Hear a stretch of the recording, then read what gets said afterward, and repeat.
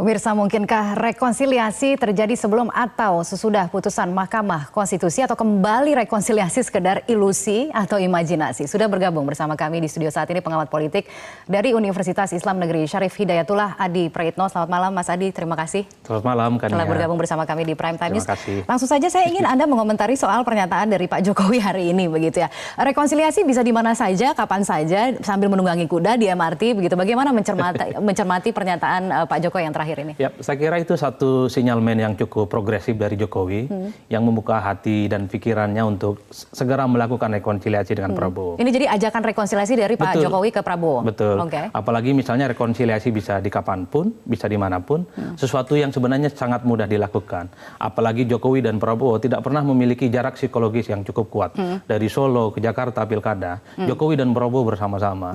Jadi ini yang kemudian menjadi modal sosial yang harus dikapitalisasi untuk segera melakukan rekonsiliasi. Lalu momentumnya hari ini begitu, yang kita ketahui hari ini juga adalah sidang perdana di MK begitu. Apakah ada kaitannya? Kalau melihat suasana hati publik sebenarnya momentum rekonsiliasi itu justru pas hari Lebaran. Kalau kita sama-sama mengklaim diri sebagai komunitas Islam didukung oleh umat Islam, apalagi ada yang didukung oleh istimewa ulama, pasti cukup paham esensi soal Idul Fitri itu, saling memaafkan, kosong-kosong. Iya, pada kenyataannya itu tidak terjadi. Nah, itu yang kemudian jarak psikologis yang ditafsirkan orang selama ini ternyata masih ada.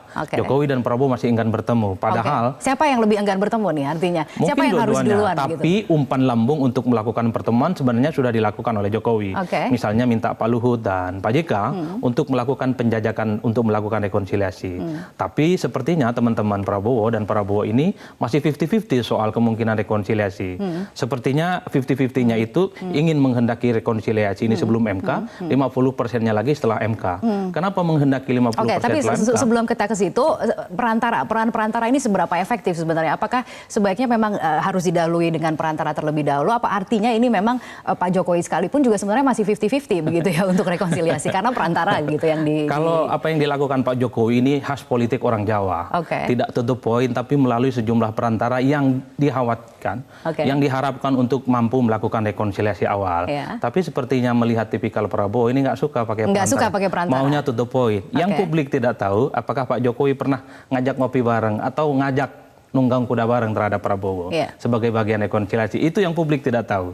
Tentu dua tokoh ini. Yang kita ketahui hanya sinyalmen mengirim tokoh Pak Luhut, Pak JK sebagai bagian untuk menjajaki koalisi. Apapun yang terjadi, saya kira sekat-sekat psikologis antara Jokowi dan Prabowo harus mulai dihilangkan. Secara simbolik rekonsiliasi ini menjadi penting untuk mendinginkan suasana politik yang sedang gaduh di bawah.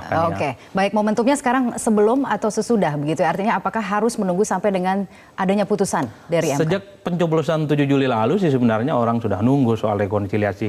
Ditunggu ini. Seberapa memungkinkan artinya? Apakah sebelum atau sudah putusan dari MK? Kalau melihat kecenderungannya sepertinya pasca MK. Pasca MK. Kenapa? Apalagi misalnya teman-teman 02 ini masih cukup hakul yakin memenangkan gugatan mereka di MK. Sekalipun dalam sidang perdana pada hari ini memang terlampau agak sedikit normatif penjelasannya. Cenderung tidak jelas apa yang ingin disampaikan dalam gugatan itu. Tapi banyak narasi-narasi politik yang kemudian juga dititipkan, diselipkan begitu ya dalam gugatan ini. Kalau kita yang rada-rada nggak ngerti hukum, ini semacam ujian skripsi ilmu politik sebenarnya. Anda melihatnya seperti itu. Karena bangunan fakta hukum yang digugat itu nyaris tidak pernah ada secara Tapi kalaupun misalnya Anda bilang bahwa prospeknya atau kansnya itu lebih memungkinkan setelah sidang putusan MK itu kemudian dikeluarkan gitu. Tapi kan tergantung dari hasilnya juga kan. Kalau misalnya kemudian BPN kalah, seberapa besar itu prospeknya rekonsiliasi itu masih bisa dilakukan? Kalau melihat kehendak dan keinginan Prabowo dan Sandi kemarin meminta kepada pendukungnya untuk tidak datang ke MK berbondong-bondong, kemudian untuk menerima apapun hasil MK, tidak dengan kegaduhan gitu ya, tapi dengan lapang dada. Ini satu modal sosial yang saya kirakan ya cukup baik. Prabowo saya kira cukup terbuka dengan apapun hasil MK tanggal 28 Juni. Jadi Anda yakin ya, apapun keputusan dari MK, rekonsiliasi itu akan terjadi pasca? Kenapa ini misalnya lebih cenderung ketemu setelah pasca Mahkamah Konstitusi memutuskan, sebenarnya ingin menjaga semangat teman-teman pendukung Prabowo yang sejauh ini masih berjuang mengumpulkan data-data pembuktian hukum di MK itu. Sekalipun 16,9 juta itu adalah suatu hal yang cukup besar ya untuk dibuktikan di MK. Tapi dalam politik kan tidak ada kata akhir sebelum MK memutuskan. Jadi hanya untuk presiden. Menjaga situasinya kondusif begitu. Betul, ya. Seberapa menjaga kondusif spirit, Anda melihat sekarang sejauh ini, artinya kalau melihat dari proses persidangan hari ini? Kalau melihat kecenderungan secara kondusif, demo semakin tak ada. Kalaupun toh ada, mereka meminta MK bekerja secara profesional, independen, dan tidak diintervensi oleh apapun. Kan banyak tuh yang demo hari ini. Di Patung Kuda, agak di seberang jalan dari MK. Itu sebagai imbauan moral saya kira bagus, tidak anarkis seperti 22, 21 yang kemarin gitu. Perlahan mulai kondusif sebenarnya kondisi politik ini. Dan ini yang perlu juga dijaga begitu ya selama persidangan ini berlangsung. Mengingat bahwa momen rekonsiliasi nasional Anda mengatakan ini baru bisa dilakukan pasca begitu ya. Kecuali ada yang berubah. Ada faktor-faktor yang berubah gitu di tengah-tengah jalan? Saya kira saya masih menduga bahwa ini rekonsiliasi akan terjadi Pak MK. Ini soal faktor 02 yang sejauh ini masih yakin akan bertarung di MK untuk menang itu. Baik. Terima kasih Mas Adi telah bergabung bersama kami di Prime Time News. Selamat malam.